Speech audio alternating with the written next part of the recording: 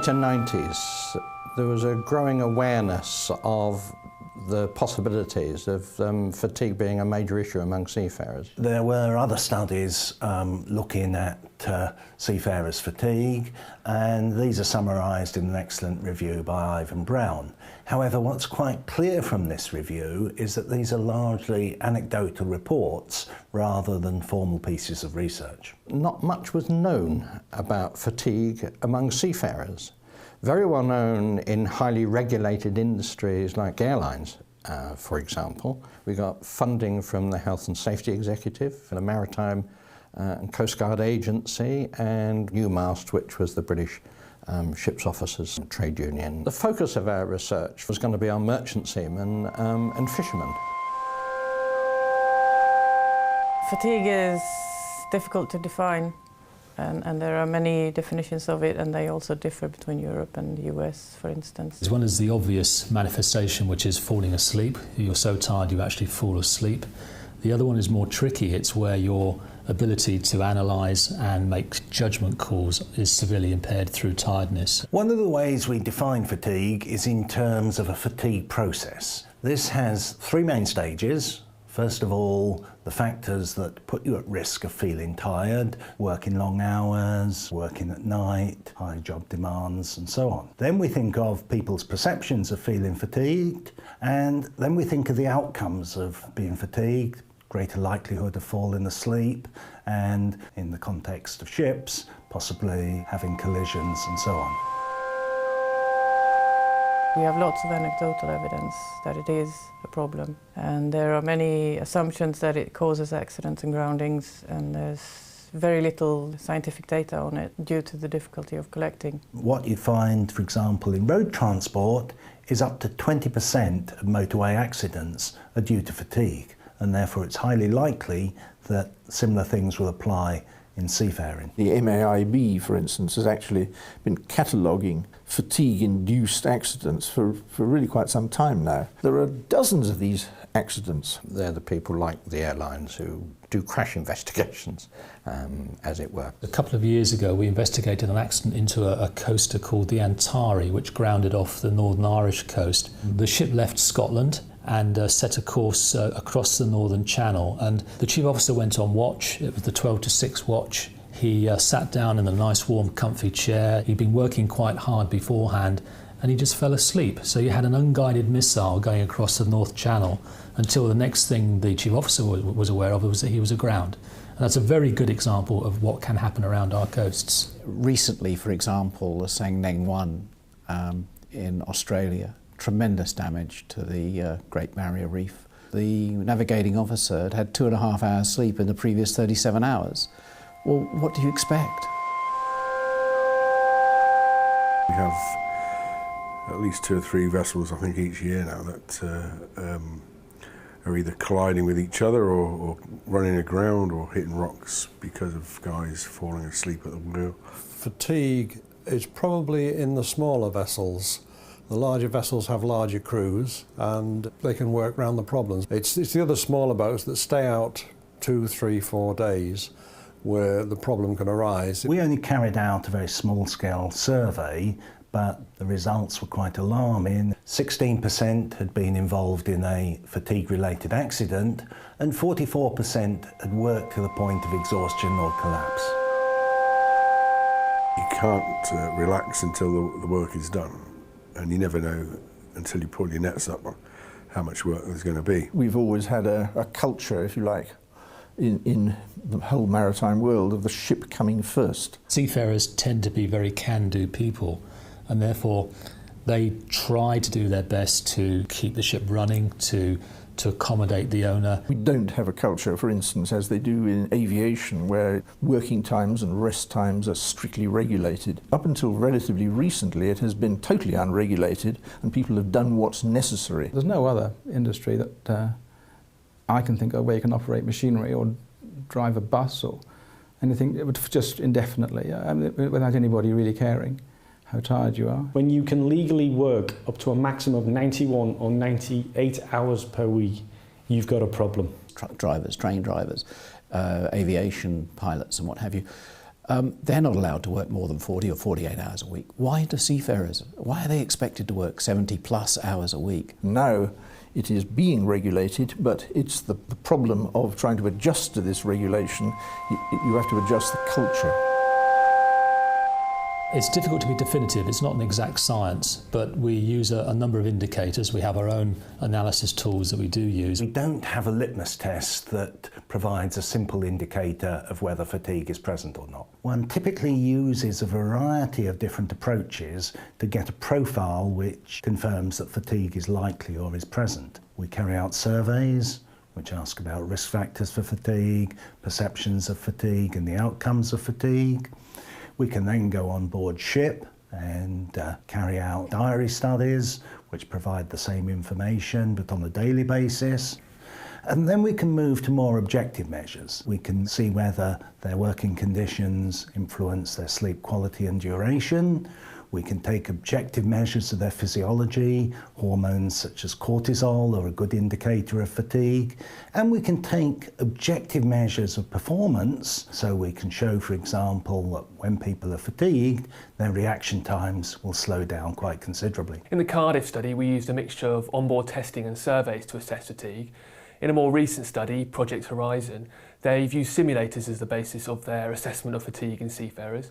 They've used some techniques which are similar to the ones we used in Cardiff, but have also introduced other methods which are more suited to a simulator study. Methods that we use are a combination of the subjective and the objective. We have EEG, which is measuring brain activity. As a complement to that, we measure eye movements. In both cases, electrodes are applied to the scalp and around the eyes. We use reaction time tests. We've used diaries where you make your own self-assessment. We've used a test called Karolinska drowsiness test. We call it the black dot test because what you do after the watch, you just ask to sit and stare at this black dot for a couple of minutes, and it gives you a very good indication of how sleepy you are. We are also using expert judgment of performance of the navigators and the engineers.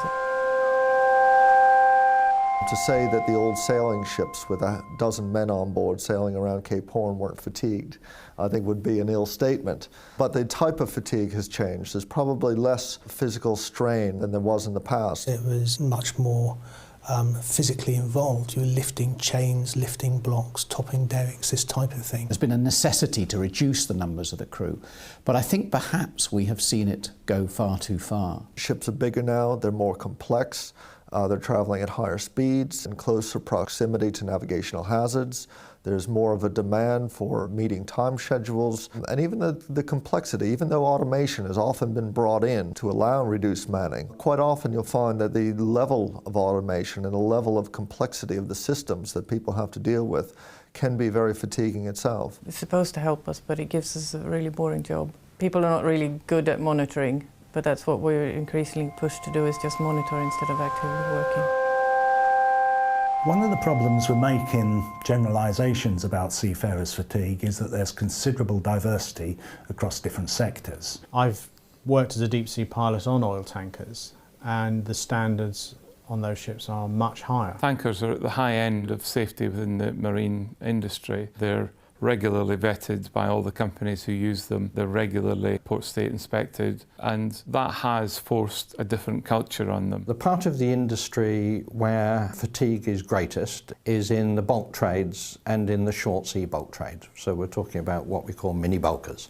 Quite often they have very demanding port calls where they're shifting within a port or going to multiple ports in just days. And there is one simple expedient there. Instead of just having a master and a mate where each keep a watch, we need a second mate, like we find in the much better regulated coastal short sea tanker trade.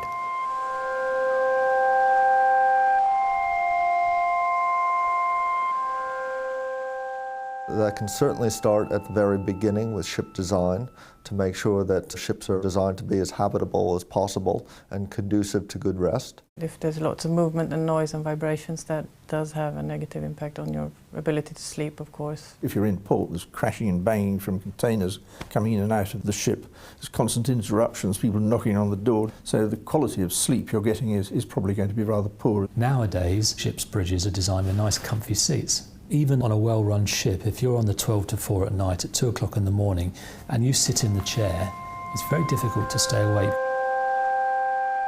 There haven't been sufficient numbers of seafarers being trained to go to sea. We've got shortages, and these shortages manifest themselves in a number of ways. You get people promoted maybe beyond their abilities. You get an issue of less experience in post, in rank. That adds pressure and workloads of others who have to pick up. The officers that were supporting me were less and less experienced, and that made a big, big difference. The phone would go more and more often, and it could often be for very trivial things. I think the reduction of the officers has had a knock-on effect on everybody, really, because how do we train the younger officers if we haven't got time to do so because we're so tired on the ship at the senior officer level? When discussing the issue of watchkeeping in seafarers, we're primarily talking about navigating officers who work on the bridge. This issue is directly related to the number of crew who are on board. So, for example, if you only have 2 deck officers, they necessarily have to work 12 hours a day, possibly in a 6-on, 6-off system. If you have 3 deck officers, they have to work less hours. I would highlight the smaller vessels that are operating around the northwest European coast at the moment, where you only have 2 watchkeepers. They traditionally work 6-on, 6-off. They may be working 6-on, 6-off for 4, 6, maybe 8 months. And according to the regulations, that's fine if that's all they do. I worked 6-on, 6-off for many years, and I know if you do 6-on, 6-off, and that's what you actually do, you can work it, you get used to it. What you can't do is work a 6-on, 6-off system if there's no extra man there to back it up. But unfortunately, these ships also tend to go into port every day or every other day, and when they're in port, clearly everybody wants to talk to the mate about cargo issues and the master about ship's business, so their ability to take their rest becomes interrupted. Just do the simple maths. If a master stands 12 hours watch a day to comply with the STCW requirements, everything outside of watch standing has to be done with only 1 hour on average a day. All the cargo work, the maintenance work, everything else on a ship has to be done within an average of 1 hour. Now, how reasonable is that? I think it's very dubious. The evidence that we do have, both from earlier projects and other sleepiness studies, is that you need to sleep somewhere around 6 hours. And we know that people on a 6-on, 6-off can't get that, no way. We've got various numbers ranging from 3.5 to 4.5, and in the absolute best case, 5 hours. One of the projects being carried out at the moment, the Horizon project, is looking at simulations of watchkeeping activities and the extent to which these are influenced by fatigue. What we've done is about 1 week long, 7-day long runs on 2 different watch systems, the 4-on, 8-off and the 6-on, 6-off. Analysis is ongoing. Port time is the killer from the point of view of costs. The ship is cheap to run relatively when it's at sea.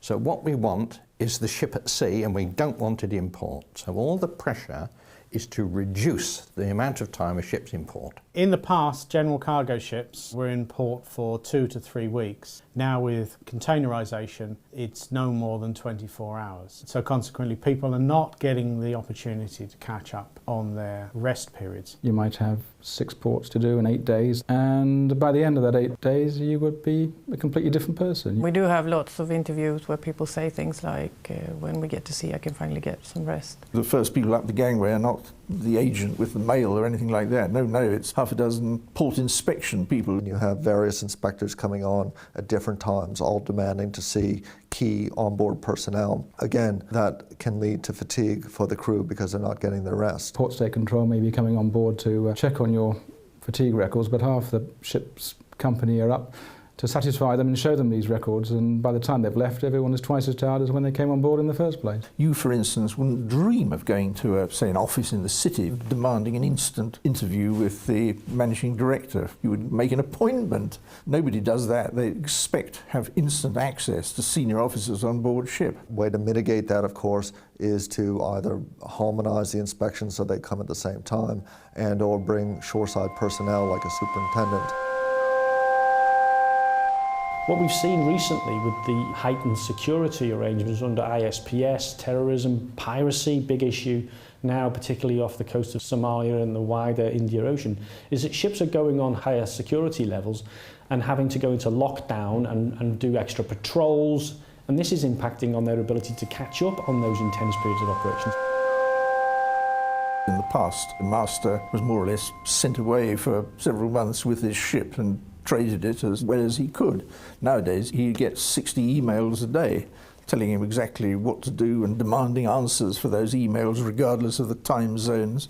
He gets to port. I used to dread going into the email every day. It was going up every voyage, the number of emails, and everyone was a demand to do something. In some ships, it's very well managed. What they might do is they put on an extra administrative officer, or they might do some of that administration shoreside and use the flexibility of electronic communication. But on some ships, a lot of the administration burden is placed on the crew. Ship operators can pick up a telephone, use their mobile phone to talk to the master at an instant. That didn't happen 20, 30 years ago, so therefore the perceived pressure on the master and the ship's team are much greater. The more the boat moves around, the more you've got to move around to stop yourself falling over. It's like doing continuous aerobics. You're going to get tired sooner or later. Obviously, if you do get a chance to get some sleep, if it's rough, chances are you'll get very, very broken sleep. The way people today join a ship, they fly halfway around the world and they're expected to go and watch immediately. In our diary study, we asked seafarers about travel to the vessel. 2/3 of seafarers did not have the opportunity to sleep between travelling to the vessel and starting their first shift. Of these seafarers, nearly 50% had travelled for 6 hours or more, and 19% had travelled for 12 hours or more. When you look at people with long working hours, their performance will often be as bad as people who've consumed a lot of alcohol. Many people on shore would be surprised at the hours and the tours of duty that seafarers work. I remember one second officer telling me quite proudly that he'd been without sleep for 28 hours and he was just going on watch at that time. In deep sea fishing days, we used to work 18 on and have 6 off. But that was only heavy fishing. There were often periods when the fishing wasn't so heavy where we've got plenty of extra sleep. What we found in our initial survey were that nearly 50% of the sample were working 85 plus hours a week. Quite often on shore, there's complaints when they get above 35 hours a week. If you look at the way fatigue was dealt with in other forms of transport, other modes of transport, it was, you had frightful motorway accidents involving lorries, for instance. Right, we must do something about that. So you regulate drivers' hours. You don't just regulate drivers' hours, but you actually monitor drivers' hours with proper equipment. There are some very strict requirements for hours of work and rest hour, and those will be tightened up even more when the Marine Labour Convention comes into force. But we know from our confidential reporting that a lot of the crews are not keeping accurate hourly logs. I freely admit that I have filled in my hours of rest records incorrectly. Quite often you don't know until after the event, and then you come down the end of the day or the next day and you start filling in your little boxes and you realise you've exceeded the STCW requirements. Well, what are you going to do? Are you going to freely admit you broke the law on that day and didn't tell anyone? So you just modify the figures. In our survey, 40% of seafarers reported at least occasionally underreporting their working hours. Of more concern is the fact that those seafarers who did admit to underreporting their working hours were found to be significantly more fatigued and also less healthy, according to self-assessment measures. Because the seafarer is normally someone who is a can-do person, he's always trying to be helpful, we quite often have situations where the hours of work records are filled in for the next month, for example. Mariners probably aren't doing themselves a lot of favours because the ship-owning community can stand up quite accurately and say that they have years and years of rest hour logs that show that there is no overworking. The seafarer doesn't realise that actually recording of hours working is to a degree a protection to him. It's his safety net in allowing him to record actually the excessive hours he may be asked to work. There's a Swedish project a couple of years ago by Fredrik Hjort at Kalmar Maritime University, and he's recorded snippets of interviews where people tell their experiences of trying to actually record proper working hours and the master stopping them saying, I can't send this in. Quite often in many cases when we raise this issue with the owner, they throw their hands up in horror because they don't realise that the seafarer is actually flogging the log. It's not what the intention is. It's not all companies, but in some companies, I think the seafarers themselves feel themselves under pressure not to upset their owners because they might lose a job. I mean, that's a real fear. And this points to the pressure that's put on seafarers to make sure that they don't fall foul of the regulations, to make sure that the records at least show that everything is okay. The whole of the maritime industry can always be divided into three parts. There's the one part which is will always do what's right. They will follow the regulations to the letter. There are some ships that have brilliant systems for recording hours of work, and the owners scrutinise those, and in those cases you tend to find they're the ones where you don't have accidents that relate to fatigue. There are those who probably won't do unless they're forced to by regulators coming on board and bullying them to do it. And the third part, which never do anything unless they're actually prosecuted. It is, however, very difficult for a port state control inspector to come down if the logbooks are not accurate. One surveyor was tasked specifically for doing this for the MCA a couple of years ago. He spent 7 hours on a ship checking over one set of hours of work papers.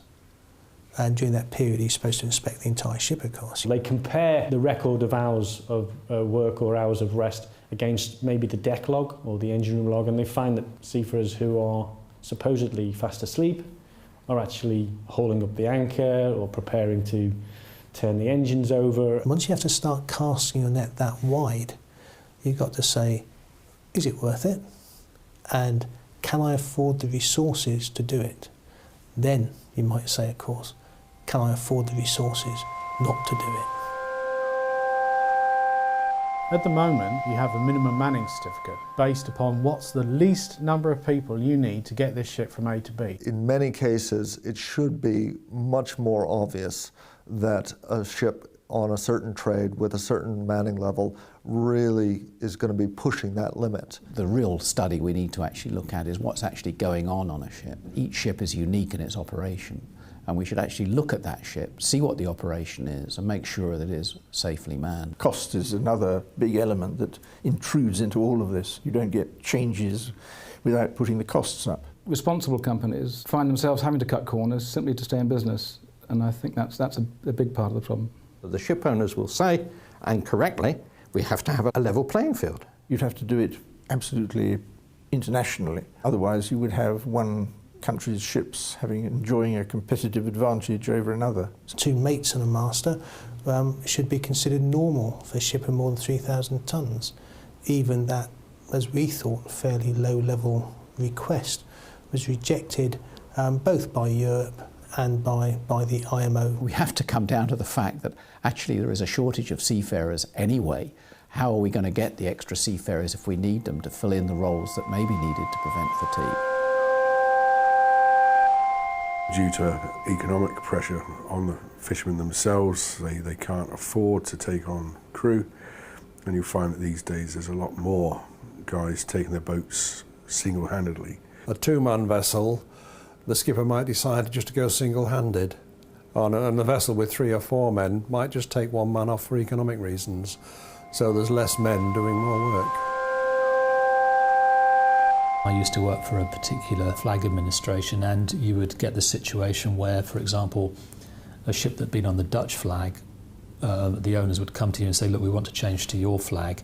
The Dutch only operate with 7, we want to operate with 6. If we operate with 6, we'll put our ship on your flag. And that was a very powerful bargaining chip. Come to my flag and I'll enable you to operate with only 10 men on a very large crude carrier, whereas they will require you to have 15. Without a shadow of doubt, there has been a certain amount of competition among flags to enable ships to be run with the smallest possible crews. You either have to have a new international requirement that states this is how you man your ship, or you make a unilateral decision that the UK will insist that this is how all its ships are manned. When the UK was thinking of going unilateral on this, they were told very firmly that you can't go in unilateral on this, A, because the EU wouldn't allow it, but B, because it would immediately cause an exodus of people from the Red Ensign. If you're asking for 1 or 2 more men than everybody else in the world, why come to us? People are reticent about speaking out about fatigue because, quite frankly, they're afraid of losing their jobs. Any master that's brave enough to go and anchor his ship because his crew is fatigued will very soon find himself on the next flight home. I can't remember a case where a master has said, I'm not sailing until we've all had a sleep. I know of one incident only in my career when another master refused to sail. We all knew about it all around the fleet, and he had to explain himself very, very carefully as to why he'd done that. If you examine the causation of almost any marine accident, there are a whole range of different factors which actually combined, they may appear to be singularly unimportant, but together they actually cause the accident. Several barriers have to fail normally for there to be an accident. And I think fatigue is the same. We talk about different shift patterns, the levels of manning, the nature of the work, port turnarounds. What we've found is that one must look at the combined effects of different factors. So the person who's most susceptible to fatigue is the person who's exposed to all of the types of risk factors that I've just described. The reason why he's asleep and hitting the rocks is because of several other factors. It's always a combination of things, and it's that combination that people need to look at. If regulation can be effective in lots of other areas, and it is, then it could be effective in this one too. While it's very easy to say this is something for the individual seafarer or this is something for the individual ship, it clearly has to be something which involves the industry as a whole. The most obvious solution, particularly to the ships I mentioned earlier, the small coasters, is to increase the number of watchkeepers on board, and it's something that the MAIB have recommended in the past, that there should be a minimum of 3 watchkeepers on board any ship. Secondly, a cultural change where people are prepared to realise, just as they are in aviation, that it's dangerous to go over your working hours. Unfortunately, many companies these days employ seafarers on a short-term basis. They work for 6 months and they go on to another contract to another shipping company. And there's no way on this earth that that officer or seafarer is going to buy into that safety culture, because in a couple of months' time they'll be on somebody else's ship who wants them to do something completely different. That stability and that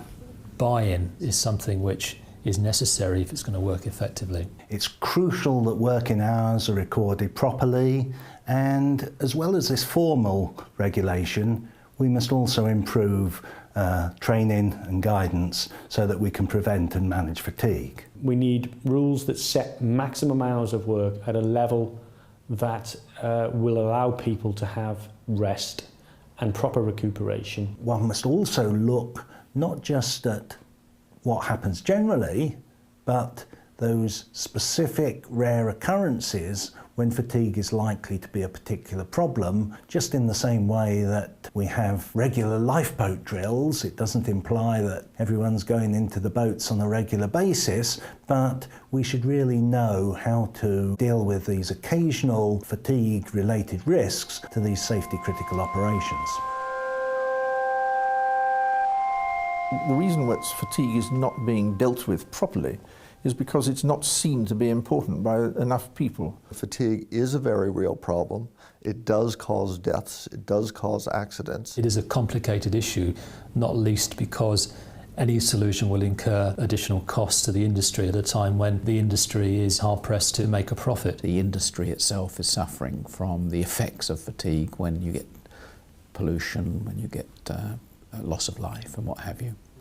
If it's caused by fatigue, then that is not helping our industry at all. Although our project on seafarers' fatigue was very substantial, there's clearly a need for further research in the area. This is not necessarily fundamental research on fatigue, but it's what I call action research, namely providing the evidence base rather than relying on anecdotal comments and observations. The role of research is really quite important because it's actually producing the armour and the ammunition to go to the IMO and to the regulators and say, well, these things are happening, these are the facts, and because of these facts, we believe there is a strong case for larger crews, shorter working hours, stronger regulation, but they won't happen without the actual hard and fast evidence that research can produce.